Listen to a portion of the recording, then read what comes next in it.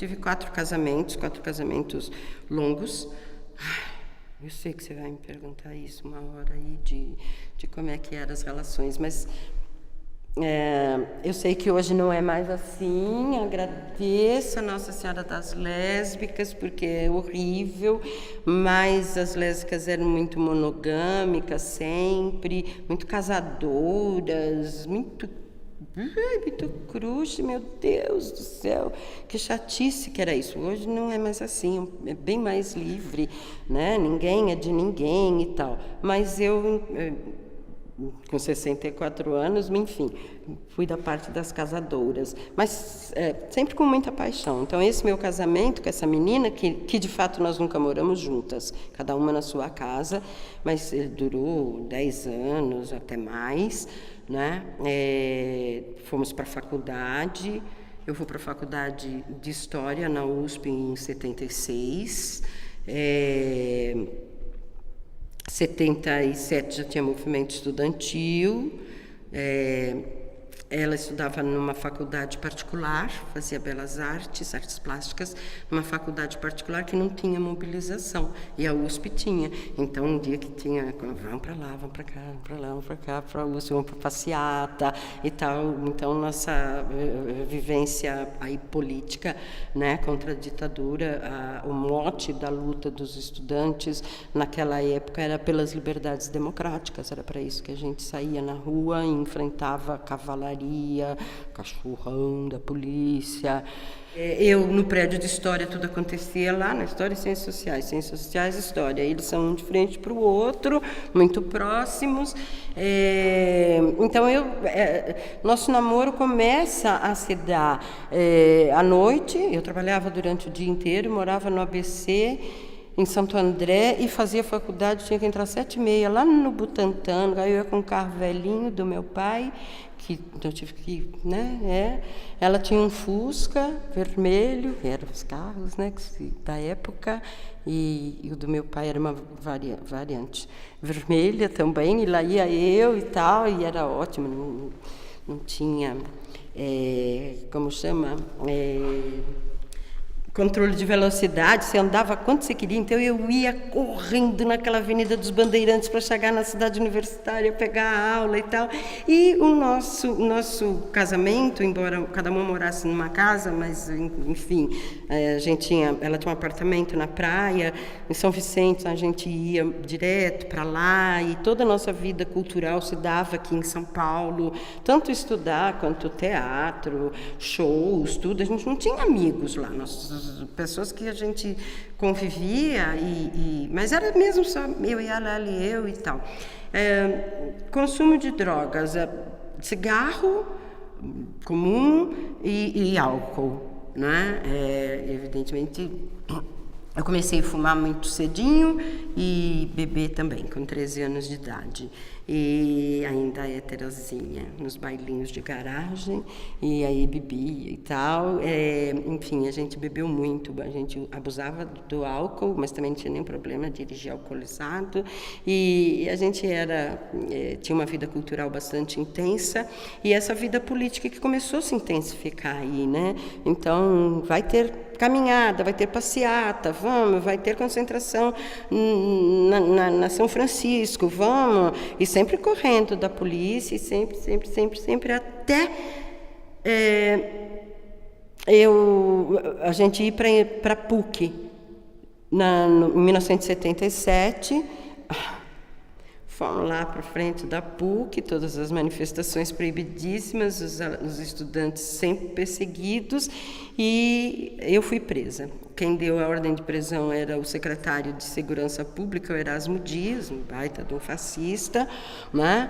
E era assim, a voz de prisão, eu fui presa porque assim, aluno que é da USP, esteja preso. Eu era da USP, e era Não tinha muito como sair dali. Bom, apanhar com cacete, essas coisas todas a gente passou.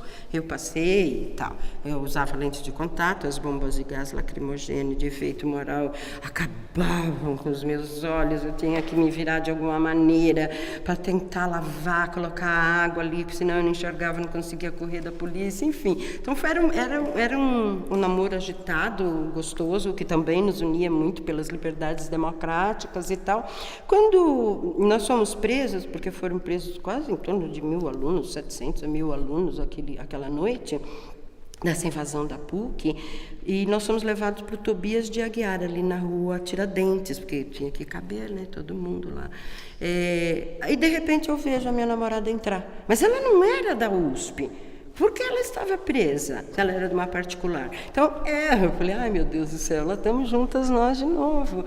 E porque ela tinha sido confundida com uma manifestante no dia anterior, em Belo Horizonte, na Faculdade de Medicina.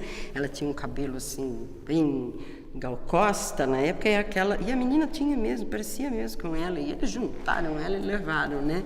Bom, enfim, fechada aquela coisa da prisão, dedo, tirar fotografia e tal, ameaças lá dentro, que iam levar para a Ilha Grande, aquela coisa, horror, terror, né? Aí vieram trazer sanduichinho pra gente, tá louco, tá tudo envenenado na cabeça.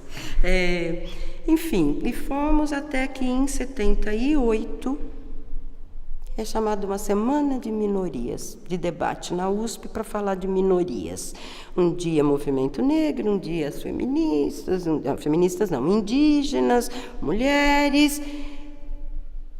E, finalmente, o que eu tanto esperava, homossexuais. Como assim? Uma mesa de debate? Quem são?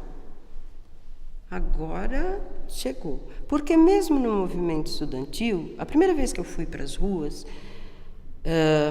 foi em 1975. Eu fui no ato ecumênico pelo assassinato do Vladimir Herzog. Eu fui para lá. E ela também, eu levava ela junto. Eu trabalhava, ela não, mas a gente vivia isso, a luta contra a ditadura. Mas eu queria lutar pelo que eu tinha passado, pela falta de informação sobre homossexualismo, que era assim que se chamava na época, pela falta de tudo, pela falta de respeito, pela falta de direito e por todas as injustiças, a ponto da gente nem conhecer outros iguais, então tinha que viver todo mundo escondido, porque não era possível, a gente não era a única, sabia-se muito bem disso, não é? Tinha os livros lá da Adelaide Carraro, que contavam coisas lésbicas, mas eu nunca gostei daquela literatura, porque já era tudo meio bandido, era tudo meio...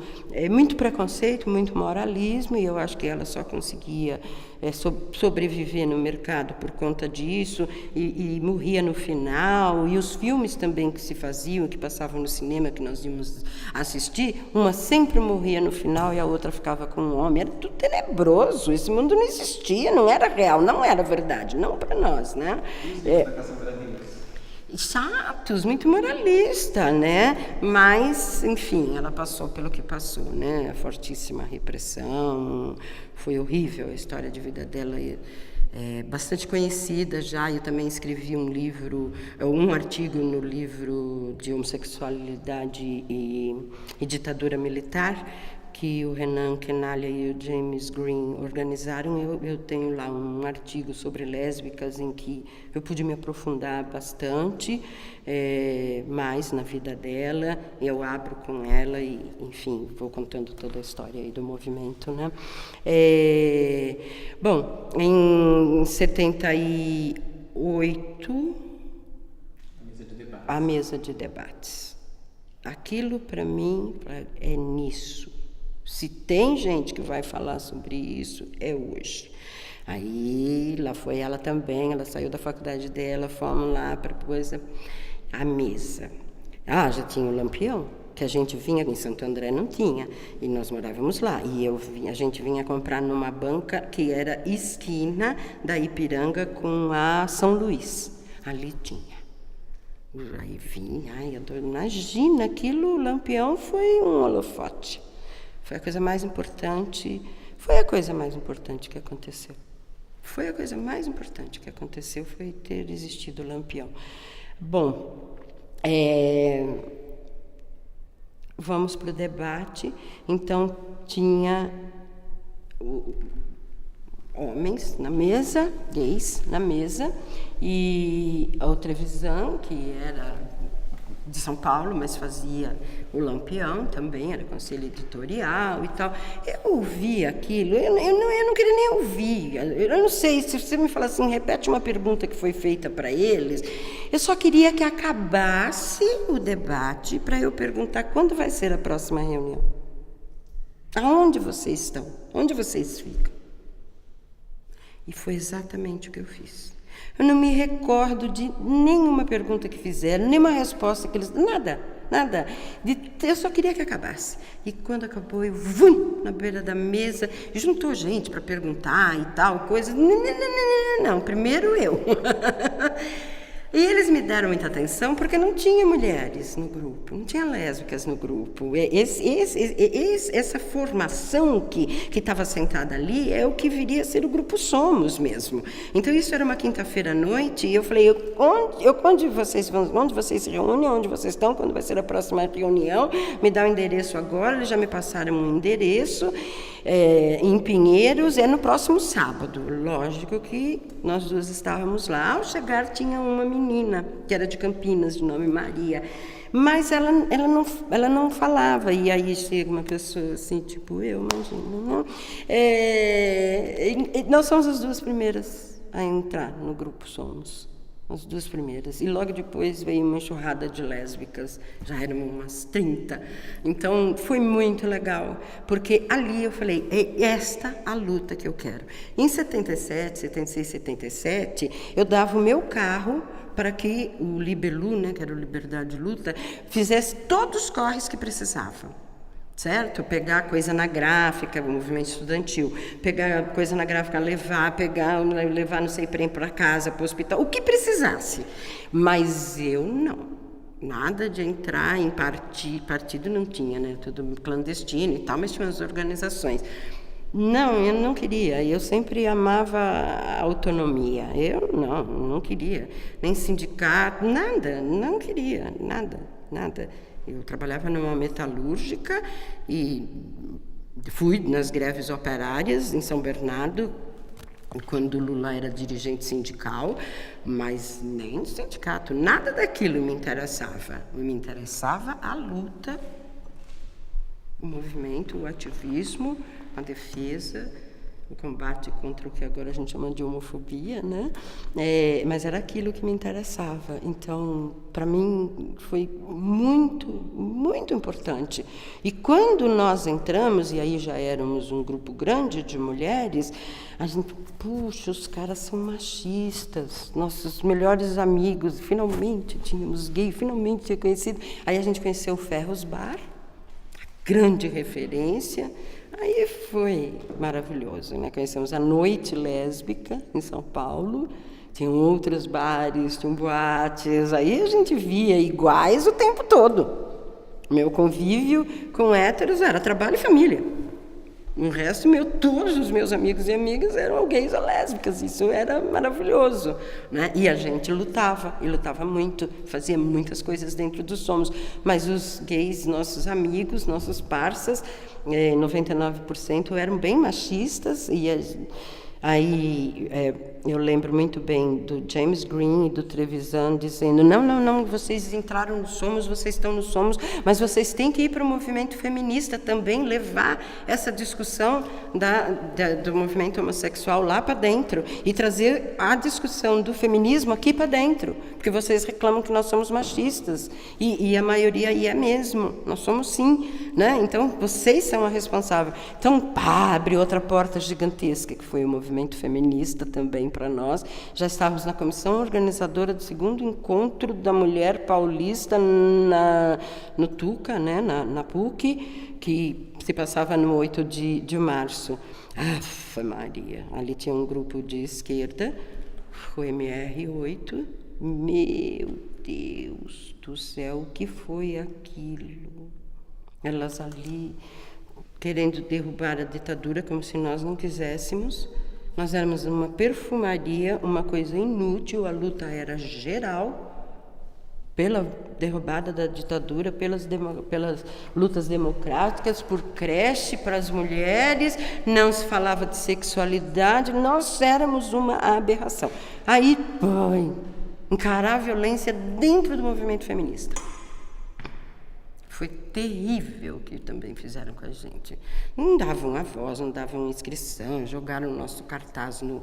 A gente, mas Lucas, fizeram um cartaz assim, o amor entre mulheres, aí uma abraçando a outra de fotografias, de nós mesmos, das integrantes, todas lindas, né? Todas jovens, todas lindas, né? Aí era... uma negra de peitos de fora e uma branca abraçando ela assim por trás. Mas em 2 instantes aquilo foi para o chão, as fotos foram rasgadas. Gente, foi uma loucura. Vocês pegam a imprensa da época, tá lá registrado, porque a grande imprensa registrava os bafões, né? E a gente era o bafão, né? E os gays foram cuidar da creche. Olha que lindo. Das mulheres que foram para o segundo encontro da mulher paulista, os gays dos Somos. Foram para a creche e depois tinha abria um debate lá que era para os homens das mulheres que estavam lá, das feministas que estavam lá discutir machismo. E aí esses homens todos de esquerda, stalinistas, tiveram que se confrontar também com o debate dos gays ali. Então tudo era divino e maravilhoso, né? Foi muito importante. Eu nunca saí dessa luta, nunca. Essa luta é prioritária.